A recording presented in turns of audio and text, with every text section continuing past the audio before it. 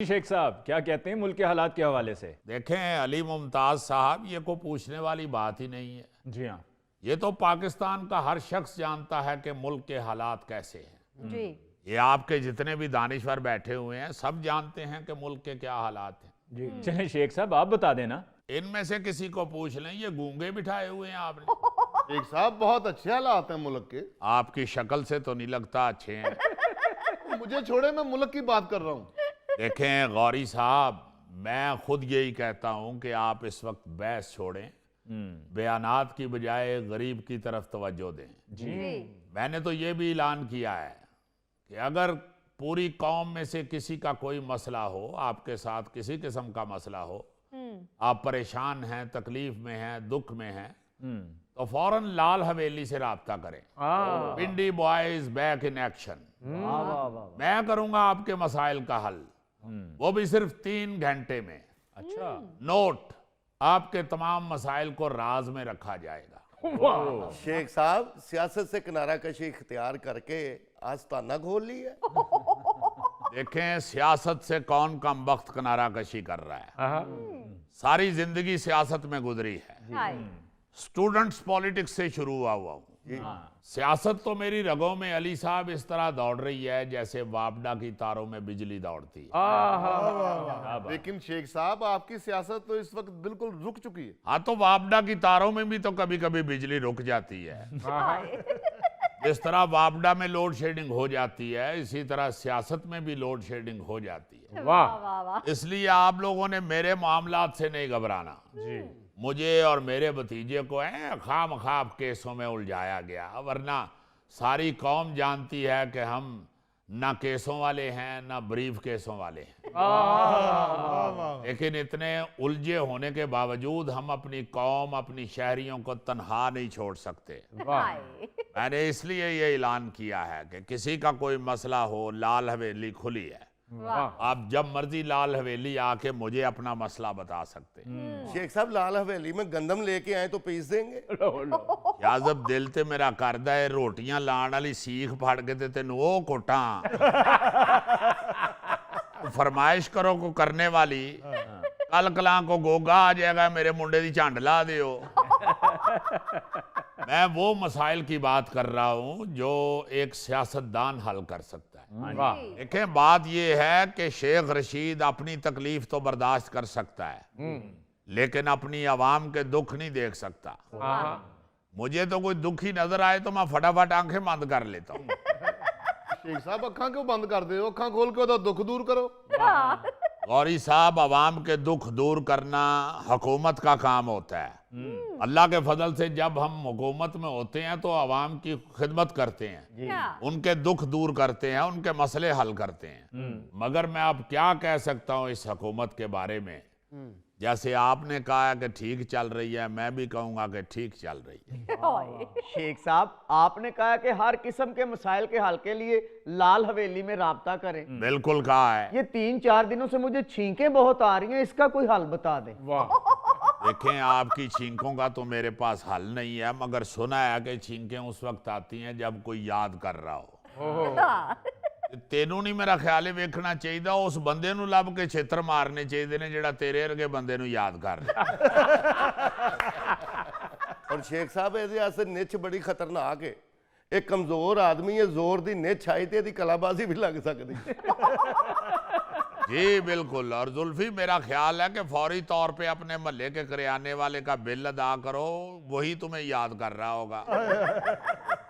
और यार शेख साहब ने जिन मसाइल के हल के लिए लाल हवेली से राब्ता करने के लिए कहा है उनमें गरीबी, बेरोजगारी और तालीम के मसाइल हैं। जी हाँ, और मुझे मालूम है कि आप सब में से ना कोई बेरोजगार है ना कोई गरीब है, और तालीम से भी आपका कोई ताल्लुक नहीं है। नहीं शेख साहब, तालीम से क्यों नहीं ताल्लुक?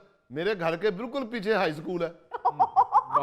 वो जो पीछे हाई स्कूल है ना, उससे बचने के लिए अपनी दीवार भी हाई करा लो, क्योंकि जितने तुम तालीम याफ्ता हो, ये ना हो पीछे अंग्रेजी का पीरियड चल रहा और तुम घर में शोर मचा दो, अंग्रेजों ने हमला कर दिया है। शेख साहब आप छोड़ दें इन लोगों को, आप हमें बताएं गरीबी, बेरोजगारी और तालीम के हवाले से। अली साहब, इन तीन बलाओं ने आम आदमी का जीना हराम कर दिया है। हाय। तालीमी अदारों में पढ़े लिखे बच्चों की तादाद कम होती जा रही है। वो बच्चे जो स्कूल कॉलेज नहीं जा रहे वो लाल हवेली आए। अच्छा। ਵਾਹ ਸ਼ੇਖ ਸਾਹਿਬ ਕਹਿੰਦੇ ਤੁਸੀਂ ਇੰਜ ਰਹੇ ਹੋ ਕਿ ਲਾਲ ਹਵੇਲੀ ਬੱਚਿਆਂ ਨੂੰ ਬੁਲਾ ਕੇ ਤੁਸੀਂ ਜਾਲੀ ਡਿਗਰੀਆਂ ਵੰਡਣੀਆਂ ਨੇ। शेख साहब बेरोजगार लाल हवेली में आके कौन सी नौकरियां हासिल कर लेंगे? ओ यार, हो सकता है शेख साहब लाल हवेली गिरा के वहां पे नई इमारत बनवा रहे हो, काम तो लभ गया ना सानू। वैसे अली मुमताज साहब, मुझे बड़ा अफसोस है, आपके दानिश्वरों की सोच सिर्फ मिस्त्रियों के पीछे काम करने वाली। यानी आप देखें कि उसने रोजगार भी बेचारे ने वो ढूंढा है जो किसी बंदे के पीछे है, आगे नहीं है। शेख साहब, तालीम के हवाले से आपने बड़ी अच्छी गुफ्तगू की है। अली मुमताज साहब, मैंने रावलपिंडी में स्कूल कॉलेज बनवाने के लिए, तालीमी अदारे बनवाने के लिए बड़ी मेहनत की हुई है। लेकिन बदकिस्मती है कि आज पढ़ाने वाले ज्यादा हैं और पढ़ने वाले कम हैं। मैंने तो वालदैन से भी अपील की है कि खुदा के लिए अपने बच्चों को पढ़ाएं। बिल्कुल ठीक। अगर बच्चा पढ़ा लिखा नहीं होगा तो मैं आपको ये फिर कहूंगा कि आप एक अच्छी कौम नहीं तैयार कर सकते। जितनी देर तक आप बच्चों को पढ़ाएंगे नहीं, ये मुल्क कभी भी तरक्की नहीं करेगा, ये यहीं रुका रहेगा। लेकिन बदकिस्मती है कि कॉलेजों में स्टूडेंट्स की तादाद इतनी कम हो चुकी है कि कॉलेज ही नहीं लगते। हाय। थोड़े से स्टूडेंट वहां फिर रहे होते हैं। वो लगता है कि ग्राउंड चो कोई सप निकल आया तो महल्ले के बंदे देखने आए। आप बिल्कुल ठीक कह रहे हैं शेख साहब। देखिए कि कितनी कितनी महंगी जगहों पे ये सरकारी कॉलेजेस बने हुए हैं, अरबों रुपया खर्च किया हुआ हुकूमत ने। जी हाँ, और इतनी इतनी बड़ी इमारतों में तालिब इल्म है ही नहीं। वो ऐसे लग रहा होता है कि किसी ने गोगे की रोटी उठा के मुजफ्फर के आगे रख दी हुई। शेख साहब, मेरी रोटी को छोड़ें, आप ये बताएं कि आपके केस का क्या बना? गोगा जी, मेरे केस का तो खेस वाला हिसाब हुआ है।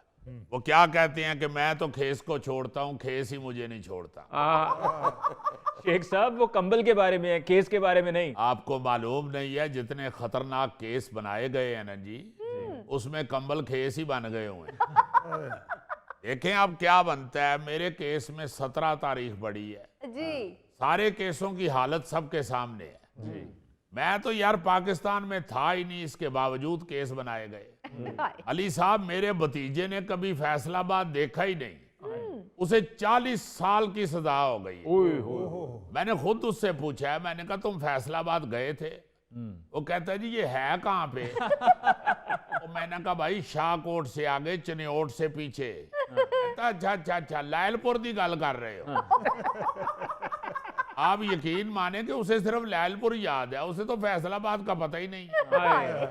शेख साहब, मेरा ख्याल है ਤੁਹਾਡਾ गुस्सा ਤੁਹਾਡੇ भतीजे ते ਕੱਢ ਰਹੇ ਨੇ।